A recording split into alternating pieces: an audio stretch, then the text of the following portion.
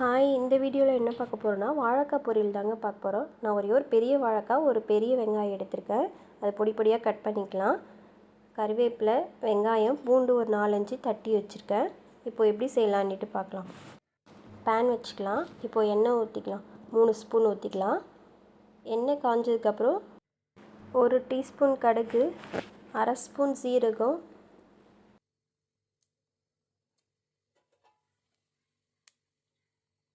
தட்டி வச்சுருக்க பூண்டு போட்டுக்கலாம்.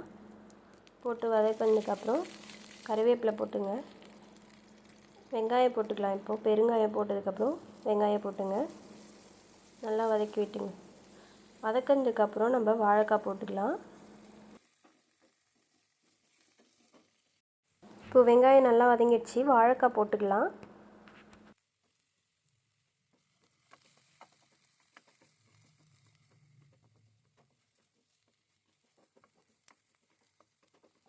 இப்போ மூடி போட்டு முடிக்கலாம். லைட்டாக வெந்து வரும். உப்பு சேர்த்துக்கலாம்.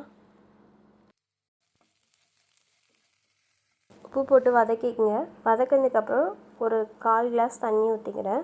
ஏன்னா வாழைக்காய் வேகிறதுக்காக தண்ணி ஊற்றி இப்போ மிக்ஸ் பண்ணிவிட்டு மூடி போட்டு வச்சுக்கலாம். இப்போது ஒரு 10 மினிட்ஸ் கழித்து பார்க்கலாம். சிம்லேயே வச்சுடுங்க.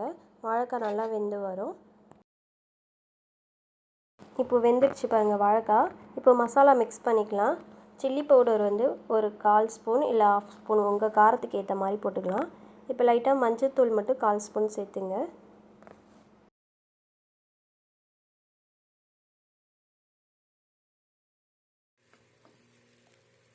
இப்போ நல்லா மிக்ஸ் பண்ணி விட்டுங்க சிம்லேயே வச்சு.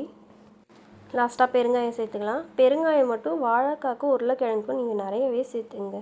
ஏன்னா அது வாவின்னு சொல்லுவாங்க, அதனால். அவ்வளோதாங்க, ஒரு டேஸ்டியான வாழைக்காய் பொரியல் ரெடி. வீடியோஸ் பிடிச்சா லைக் பண்ணி சப்ஸ்கிரைப் பண்ணுங்கள். பாய்.